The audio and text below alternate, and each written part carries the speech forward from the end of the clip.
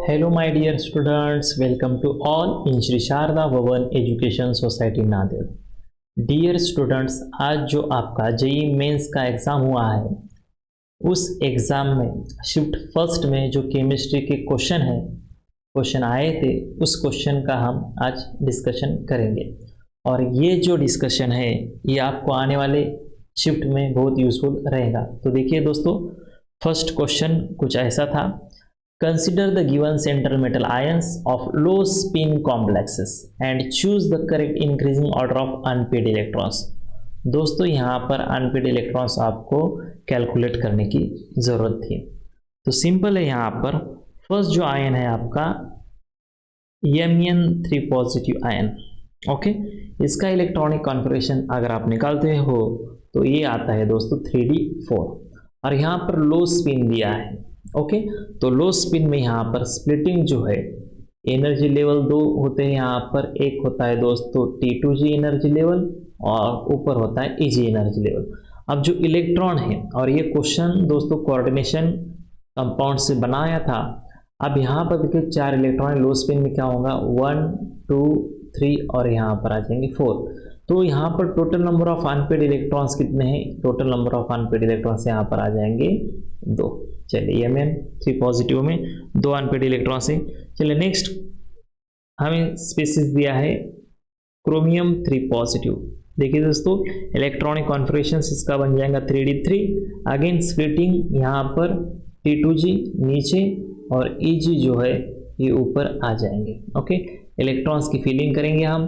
3 electron fill करने हैं 1 2 and 3। तो सिंपल है दोस्तों, नंबर ऑफ अनपेड यहाँ पर इलेक्ट्रॉन्स कितने आ रहे हैं? 3 अनपेड इलेक्ट्रॉन्स क्रोमियम 3 पॉजिटिव में आ रहे हैं। नेक्स्ट जो आपका आयन है वो है आपका Fe3 पॉजिटिव।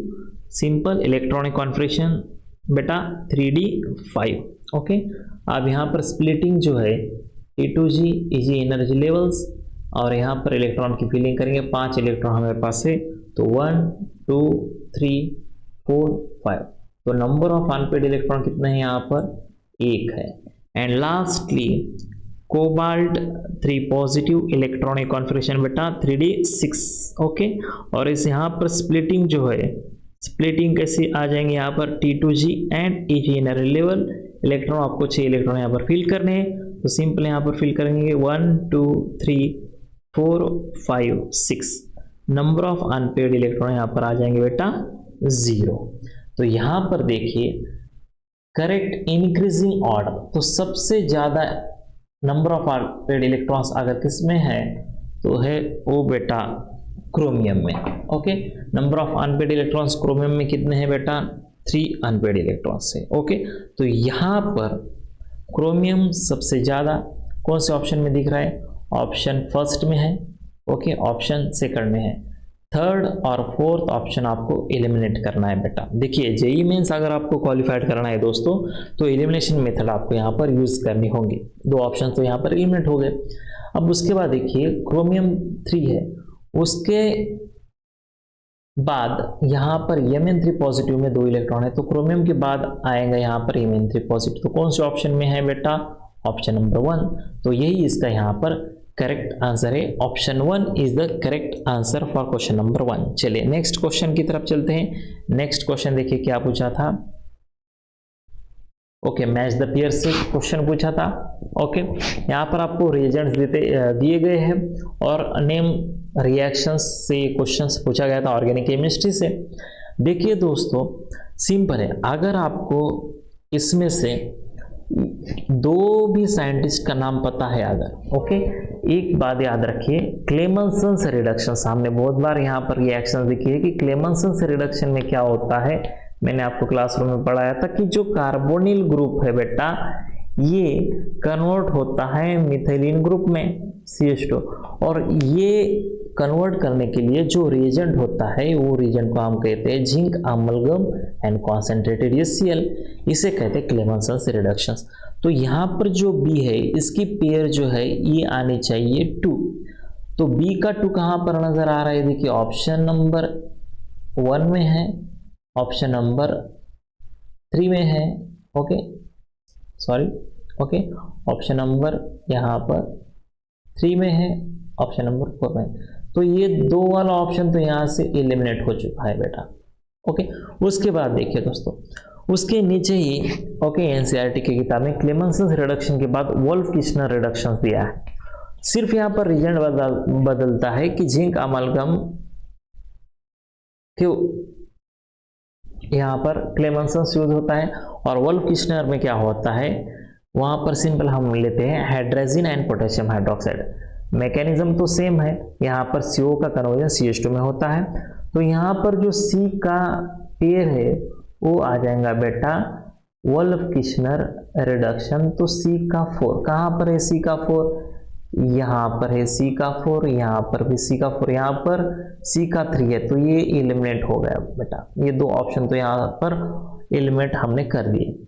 अब चलिए उसके बाद नेक्स्ट वन बेटा, टोलेंस रिएजेंट क्या होता है। Tollens reagent, okay, Tollens reagent क्या कहता है, या फिर हमें पता होना चाहिए कि फेलिंग सॉल्यूशन क्या है।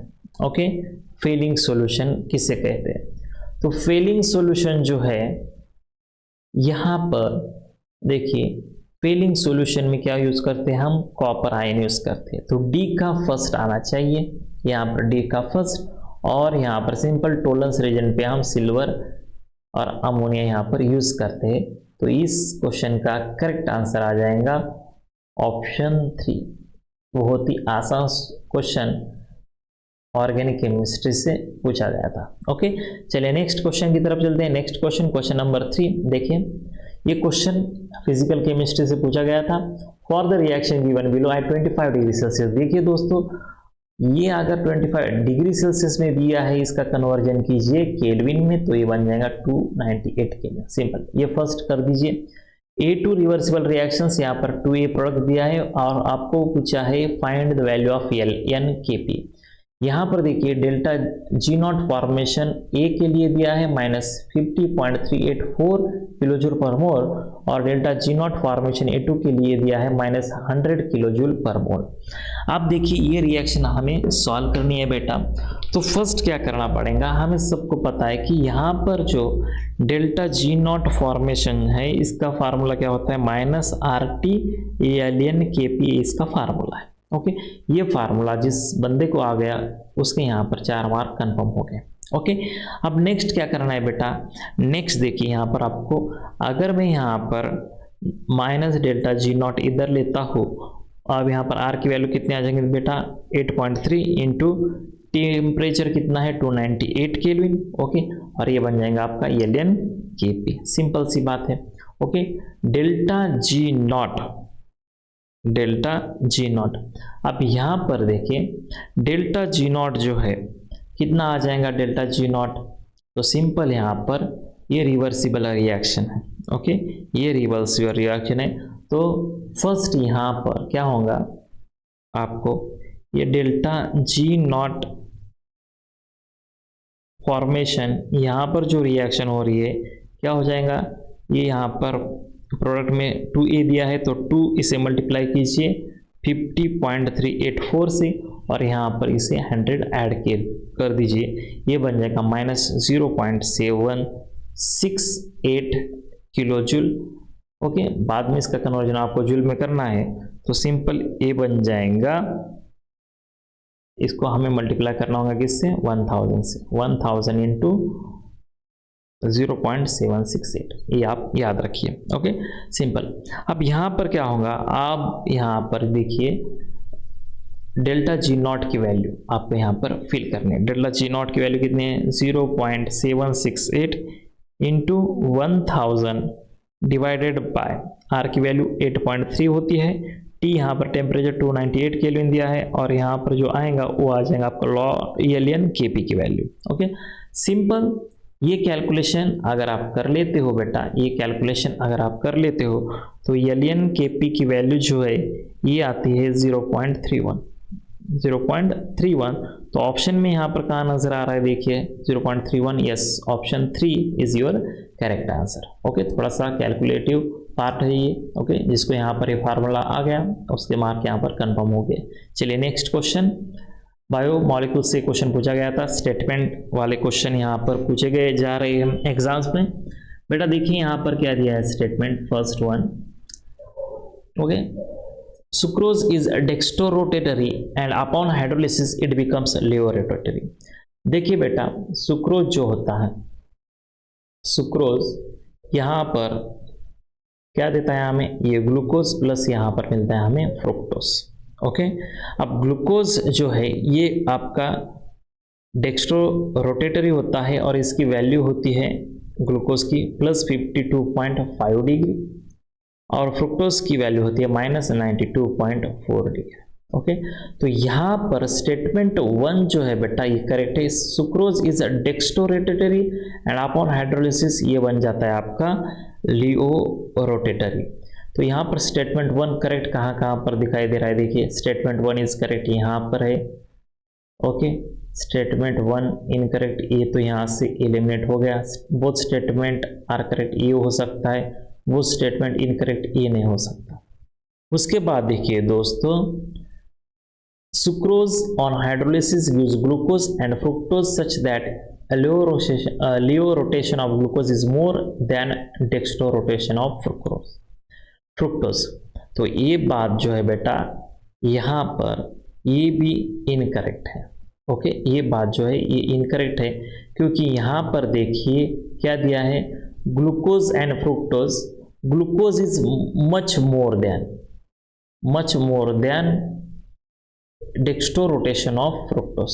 तो ये यहाँ पर गलत है, तो इस क्वेश्चन का सही आंसर आ जाएगा option 3, statement one is correct and statement two is incorrect, okay.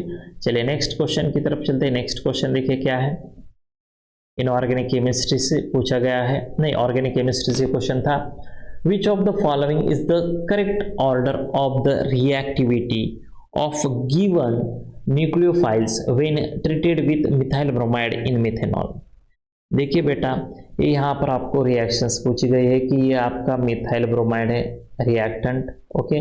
अब इसके साथ रिएक्शंस हो रही है न्यूक्लियोफाइल के साथ, इन प्रेजेंस ऑफ मेथेनॉल ये रिएक्शन हो रही है। तो आपको यहाँ पर पूछा गया है correct order of the reactivity, तो सबसे ज़्यादा कौन सा न्यूक्लियोफाइल यहाँ पर रिएक्ट होता है। देखिए दोस्तों यहाँ पर आपको एक ट्रिक याद रखनी है। ट्रिक क्या है, देखिए जो आने वाले शिफ्ट में एग्जाम है बच्चों की, उन लोगों ने आपको याद रखना है, उन लोगों ने कि साइज ऑफ आनाइन अगर ग्रेटर होता है, ओके, यहाँ पर आप लिख दो कि यहाँ पर greater the size of an ion, greater the size of an ion, greater polarization, okay. Polarization क्या होता है यहाँ पर ज़्यादा होता है, and greater nucleophilicity,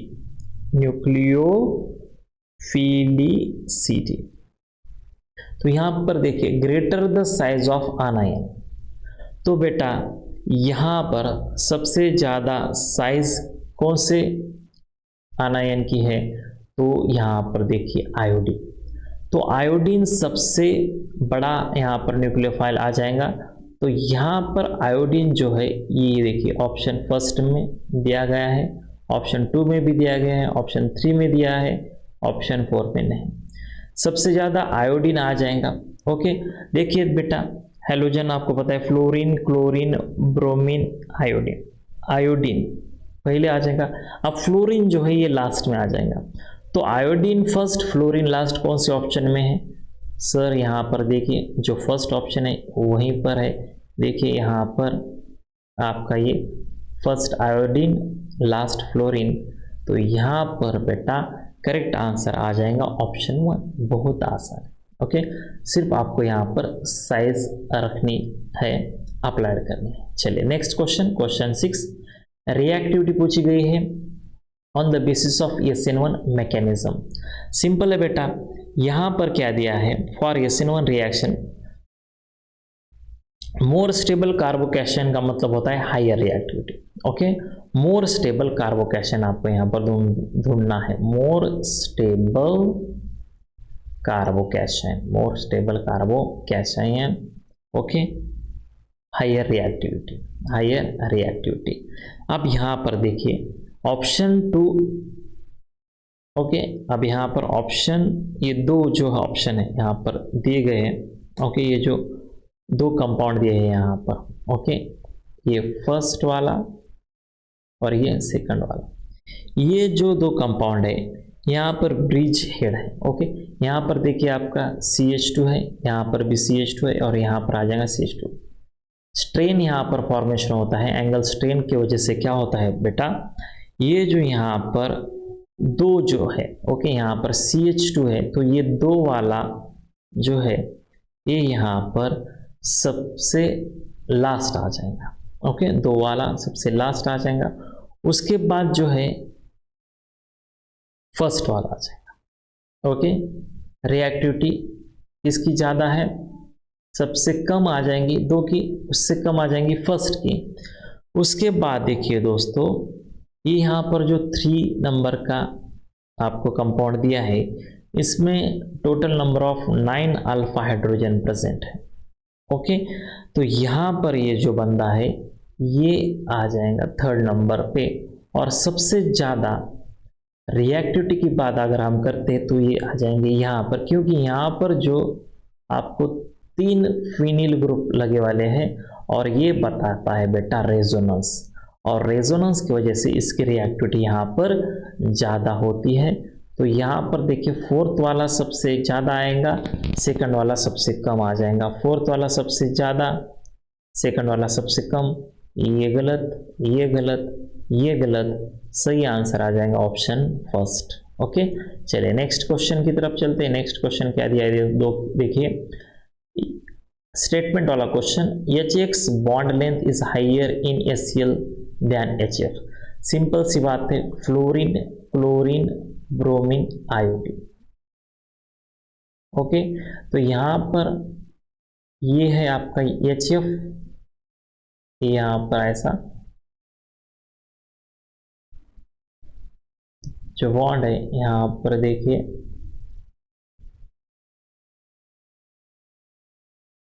Cl bond H, तो ये जो बॉन्ड लेंथ है HCl की ये ज़्यादा होती है एज कंपेयर टू HF। तो स्टेटमेंट 1 जो है यहाँ पर करेक्ट होता है बेटा, स्टेटमेंट 1 जो है यहाँ पर करेक्ट है। आप देखिए स्टेटमेंट 2 क्या दिया है, T ब्लॉक से क्वेश्चन है ये, the lowest boiling point in hydride of group 15 elements. Hydride of group 15 elements कौन कौन से हाइड्राइड है यहाँ पर देखिए, आपका फर्स्ट आता है phosphorus, arsenic, nitrogen, antimony and bismuth.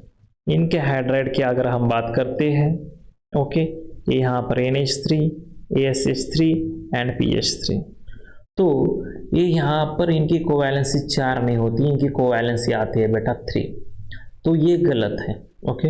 Boiling point की अगर बात करते हैं तो बिस्मथ हाइड्राइड का ज़्यादा होता है एंटीमनी से, अमोनिया से, आर्सेनिक से एंड फॉस्फाइन से। तो यहाँ पर सेकंड स्टेटमेंट जो है ये रॉन्ग है, तो यहाँ पर जो करेक्ट आंसर आ जाएगा बेटा, करेक्ट आंसर क्या आ जाएगा, statement 1 is correct but statement 2 is incorrect. बहुत आसान क्वेश्चन था, ओके। चलिए नेक्स्ट क्वेश्चन की तरफ चलते हैं। नेक्स्ट क्वेश्चन देखिए क्या दिया है, रिएक्शन पूछी गई है। देखिए a compound A with the molecular formula C9H11NO reacts with Br2NOH to give X। X की रिएक्शन NaNO2 प्लस HCl के साथ ये मिलता है Y। When Y treated with copper cyanide followed by hydrolysis gives Z, the compound A on hydrolysis also give compound Z. Identify the compound A. अब यहाँ पर आपको ये कंपाउंड आइडेंटिफाई करना है, जिसका यहाँ पर मॉलिक्यूलर फार्मूला C9H11NO है, ओके। देखिए बेटा अगर यहाँ पर हम ऑप्शन 3 की बात करते हैं, ये अगर हम कंपाउंड लेते हैं, देखिए ओके, ये कंपाउंड अगर हम लेते हैं, ये आपको यहाँ पर है बेटा बेंजीन, यहाँ पर है आपका C डबल बॉन्ड O, यहाँ पर है आपका NH2, यहाँ पर है आपका CH2 बॉन्ड CH3। इसकी रिएक्शंस अगर हम ब्रोमीन के साथ करते हैं in presence of sodium hydroxide बेटा, तो यहाँ पर जो प्रोडक्ट मिलेगा सिंपल क्या होगा यहाँ पर प्रोडक्ट ब्रोमीन जो है और NaOH, इसका फंक्शन क्या है, तो यहाँ से जो कार्बन मोनोऑक्साइड है इसको बाहर निकालता है ये, तो ये जो प्रोडक्ट है यहाँ पर बन जाएगा सिंपल आपका ये NH2 एनिलीन और यहाँ पर आ जाएगा आपका CH2 बॉन्ड CH3 EX नाम का कंपाउंड यहाँ पर बन जाएगा। इसका क्या करना है बेटा, इसका करना है हमें NaNO2 और HCl के साथ, ये बताएगा डाइजोटाइजेशन रिएक्शन। डाइजोटाइजेशन में क्या होता है, मैंने आपको क्लास 1 में पढ़ाया है कि बेटा NH2 जहाँ दिखा उसका कन्वर्जन कीजिए N2+Cl- में, और नीचे का जो CH2 बॉन्ड CH3 है ये चेन यहाँ पर जैसे कि वैसे लिखे, ये बन जाएगा आपका Y। अब Y की रिएक्शंस आपको करनी है कॉपर साइनाइड के साथ और उसके बाद इसका हाइड्रोलाइसिस करना है। क्या हो जाएगा, N2Cl तो रिमूव होकर यहाँ पर इस कार्बन पे लग जाएगा आपका COH ग्रुप और यहाँ पर आपका ऑलरेडी CH2 बॉन्ड CH3 है, ये है आपका छड़।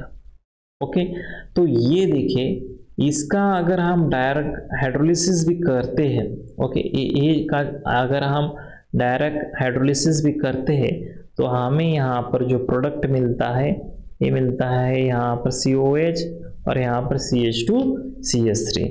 तो जो A जो है ये आपका A यहाँ पर ये कंपाउंड यहाँ पर होता है, तो करेक्ट आंसर आ जाएगा यहाँ पर ऑप्शन 3। ओके, चलिए next question, question number 9। Okay, बहुत आसान क्वेश्चन है। क्वेश्चन नंबर 9 देखिए क्या दिया है, Which of the following statement is correct regarding the nature and directive influence of nitro group in the nitrobenzene? बेटा नाइट्रोबेंजीन, ओके यहाँ पर ये आपका नाइट्रोबेंजीन, ठीक है। क्या दिया है यहाँ पर देखिए नाइट्रोबेंजीन के बारे में कौन सा स्टेटमेंट यहाँ पर उन्होंने करेक्ट पूछा है आपको कि it is activating group and ortho para director. देखिए बेटा NO2 group ortho para director नहीं होता, तो ये गलत हो गया।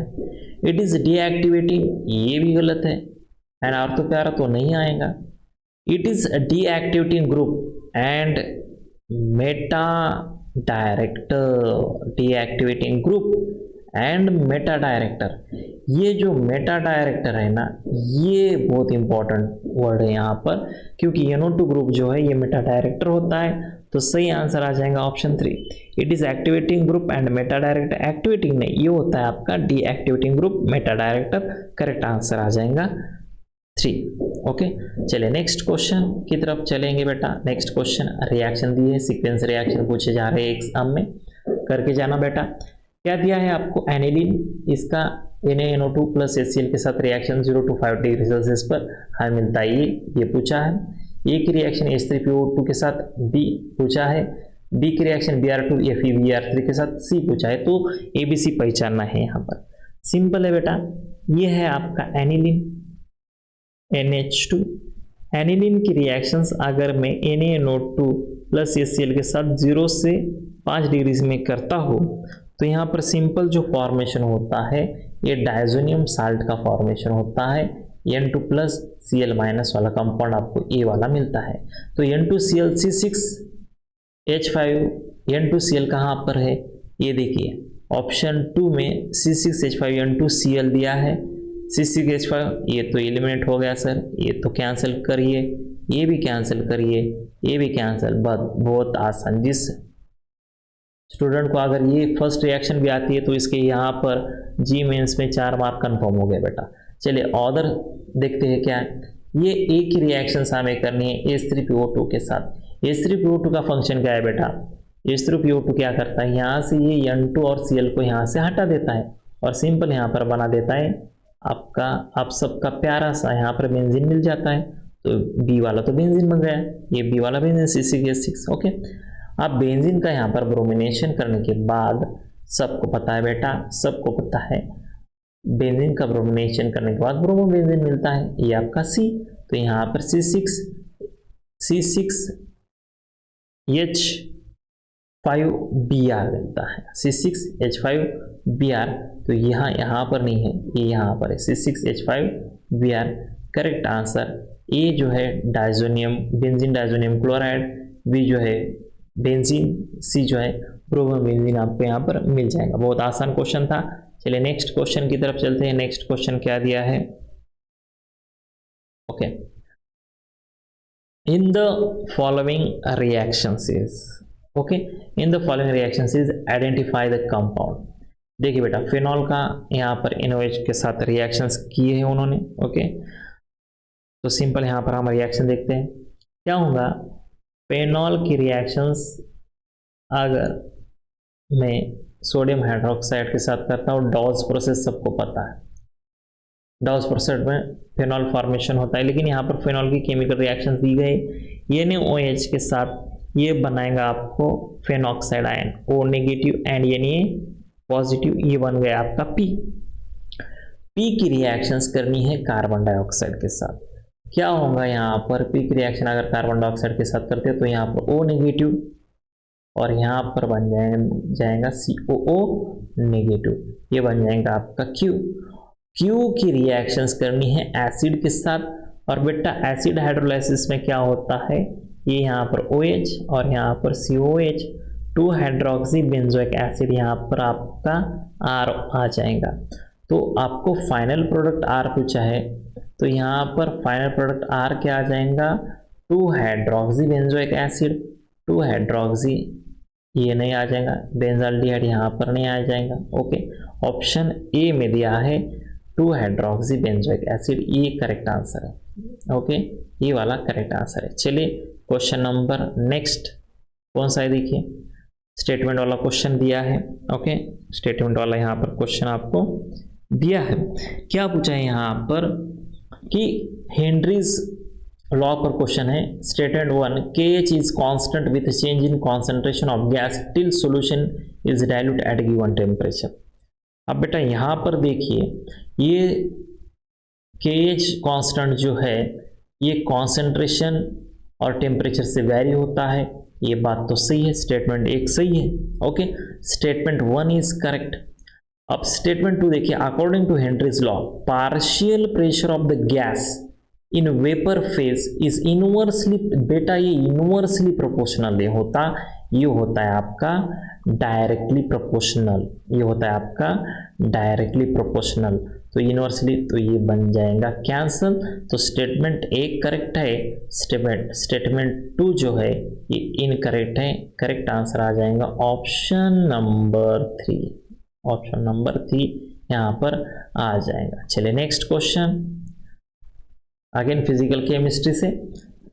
यहां पर देखिए बेटा क्या पूछा है इस क्वेश्चन में, Bohr's radius of hydrogen atom is 2.12 into 10 to the power minus 10 meter. Calculate the energy of electron at this level.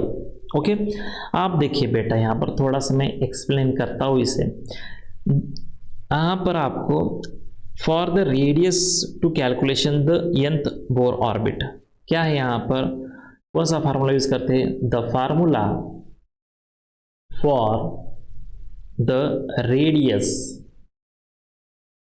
of the nth Bohr orbit, nth Bohr orbit के लिए रेडियस निकालने का जो फार्मूला है वो क्या होता है? Rn equals to A0 into n square divided by z, ये फार्मूला है बेटा। यहाँ पर A0 क्या होता है बेटा? A0 होता है बोर रेडियस सर, ये होता है बोर रेडियस, और इसकी वैल्यू आपको याद रखनी पड़ेगी। यहाँ पर ये होती है 0.529 आर्मस्ट्रॉन्ग। ओके, उसके बाद n क्या होता है? n जो है principal quantum number, principal quantum number, और z आपको सबको पता है एटॉमिक नंबर यहाँ पर होता है। तो सिंपल यहाँ पर हम वैल्यू पुट करेंगे, सिंपल यहाँ पर वैल्यू पुट करते हैं। देखिए आपको Rn की वैल्यू दी है 2.12 into 10 to the power minus 10, A0 की value 0.529 into 10 to the power minus 10, और यहाँ पर आ जाएगा n square divided by z, atomic number यहाँ पर 1। अब यहाँ पर n स्क्वेयर जो है quantum number, okay, n is the principal quantum number, ये है 4, सो यहाँ पर n कितना आ जाएगा? रूट इसका लेने के बाद ये आ जाएगा 2। ओके, तो सिंपल यहाँ पर आपको क्या कैलकुलेट करना है? एनर्जी ऑफ इलेक्ट्रॉन कैलकुलेट करनी है। तो इसका formula En equals to -13.6 into Z square divided by n square electron volt. Simple यहाँ पर वैल्यू रखिए -13.6 जेड स्क्वेयर, यहाँ पर कितना आ जाएगा बेटा? जेड स्क्वेयर 1 एन स्क्वेयर यानी कि 2 का स्क्वेयर इलेक्ट्रॉन वोल्ट। ओके, इसको अगर हम सॉल्व करते हैं ओके, इससे अगर हम सॉल्व करते हैं तो ये कितना आ जाएगा? देखिए -13.6 ये बन जाएगा 4। अब 4 से इसे डिवाइड कीजिए, ये आ जाएगा 3.4 इलेक्ट्रॉन वोल्ट। अब यहाँ पर इलेक्ट्रॉन वोल्ट का कन्वर्जन करना है हमें जूल में, तो सिंपल इसे क्या करना पड़ेगा? -3.4 को मल्टीप्लाई करना पड़ेगा 1.6 इंटू 10⁻⁻19। ओके, इसका अगर आप कैलकुलेशंस करते हो, मल्टीप्लिकेशंस अगर करते हो, तो आपका जो आंसर है वो आ जाएगा -5.44 इंटू 10⁻⁻19 जूल। तो ऑप्शन में देखिए यहाँ पर आपको नजर आ रहा है क्या? -5.44 इंटू 10⁻⁻19। Yes, correct. तो इस क्वेश्चन का सही आंसर है option 1। Energy of the electron कितने आ जाएंगी? -5.44 इंटू 10⁻⁻19 जूल। ओके बेटा, चलिए नेक्स्ट क्वेश्चन की तरफ चलते हैं। नेक्स्ट क्वेश्चन आपको क्या दिया है देखते हैं। ओके, चलिए find the formal charge of find the formal charge of oxygen first, oxygen second, oxygen third and nitrogen fourth. Okay, यहाँ पर आपको फाइनल चार्ज पूछा गया है, तो यहाँ पर हम अच्छे से इसको सॉल्व करते हैं बेटा। देखिए फर्स्ट क्या करना है, फॉर्मल चार्ज का फार्मूला आपको याद रखना है। फॉर्मल चार्ज, ये फार्मूला जिसको याद है उसके मार्क्स यहाँ पर कंफर्म। इसका फार्मूला होता है valence electron minus non bonding electrons minus 1/2 into bonding electrons, ये इसका फार्मूला है। अब देखिए अगर ऑक्सीजन फर्स्ट की बात करते, इस बंदे की अगर हम बात करते हैं ओके, तो यहाँ पर जो फॉर्मल चार्ज फर्स्ट हम निकालेंगे, formal charge on oxygen first. Okay, तो वैलेंस इलेक्ट्रॉन ऑक्सीजन के बेटा 6 माइनस नॉन बॉन्डिंग इलेक्ट्रॉन 6, उसके बाद 1/2 इंटू बॉन्डिंग इलेक्ट्रॉन कितने हैं? Bonding electron 2। ओके, कैलकुलेशंस करने के बाद 6 - 6 ओके, यहाँ पर 0 और 2/2 -1, तो ये आ जाएगा -1। फॉर्मल चार्ज इस ऑक्सीजन पर आ जाएगा -1। फर्स्ट ऑप्शन में देखिए -1 कहाँ पर है? ये तो कैंसिल हो गया, ये भी कैंसिल हो गया। ऑप्शन एक तो सेकंड, नहीं तो फिर थर्ड आ जाएगा। देखिए दूसरा चार्ज करते हैं। ओके, दूसरा चेक करते हैं फॉर्मल चार्ज ऑन ऑक्सीजन 2, इस पर चार्ज चेक करते हैं। Okay, valence electron 6, number of bonding non bonding electron 6, 1/2 and bonding electron 2, बेटा ए भी आ जाएंगे यहाँ पर -1, तो सेकंड -1 यहाँ पर है, तो करेक्ट आंसर इस क्वेश्चन का आ जाएगा बेटा यहाँ पर ऑप्शन 2 आ जाएगा। ओके, चलिए अगेन चेक करते हैं नाइट्रोजन का क्या है बेटा। नाइट्रोजन का फॉर्मल चार्ज चेक करेंगे। ओके, वैलेंस इलेक्ट्रॉन बेटा 5। ओके, वैलेंस इलेक्ट्रॉन यहाँ पर 5। ओके, नॉन बॉन्डिंग इलेक्ट्रॉन्स कितने हैं? नॉन बॉन्डिंग तो यहाँ पर 0, 1/2 और यहाँ पर आ जाएगा बॉन्डिंग इलेक्ट्रॉन्स 8। सॉल्व करने के बाद आ जाएंगे यहाँ पर +1, तो सिंपल यहाँ पर आ जाएगा +1। बहुत आसान फॉर्मल चार्ज पर क्वेश्चन पूछा गया। चलिए क्वेश्चन 16 नंबर का क्वेश्चन है। 16 नंबर का क्वेश्चन है बेटा, क्या दिया है यहाँ पर 16 नंबर में? क्या पूछा है आपको? P वाला जो क्लोरोबेंजीन है, P is the name of that compound known as the chlorobenzene. The correct statement about the chlorobenzene is, देखिए P is less reactive than benzyl chloride, ये गलत है। इन पी यानी chlorobenzene CCl bond has partial double bond character, ये भी यहाँ पर okay, oh no, wait a moment, यहाँ पर आपको पूछा है बेटा इनकरेक्ट पूछा है। P इज लेस यानी कि chlorobenzene less reactive than benzyl chloride towards nucleophilic substitution reaction, ये सही है। In chlorobenzene carbon chloride bond has partial double bond character, ये भी सही है क्योंकि क्लोरोबेंजीन जो है हमने रेजोनेंस देखा है बेटा इसका। ओके, क्लोरोबेंजीन का रेजोनेंस स्ट्रक्चर हमने देखा है कि भैया 5 रेजोनेंस बताता है, डबल बॉन्ड कैरेक्टर सही है। Chlorine as an ortho para directing group, ये प्रोडक्ट्स हमें मिलते हैं मेजर माइनर वाला, ये भी सही है। अब यहाँ पर पी कैन अंडरगो यानी chlorobenzene undergo nucleophilic substitution reactions, normal नहीं बेटा, यहाँ पर होते हैं एक्स्ट्रा कंडीशंस पर ये रिएक्शंस वैलिड होते हैं। तो यहाँ पर करेक्ट आंसर आ जाएगा ऑप्शन 4। ओके, करेक्ट आंसर आ जाएगा ऑप्शन यहाँ पर 4, chlorobenzene can undergo nucleophilic substitution reactions eight normal conditions, ये इनकरेक्ट स्टेटमेंट है। ओके, तो यहाँ पर अच्छे से देखिए, करेक्ट पूछा है क्या, इनकरेक्ट पूछा है।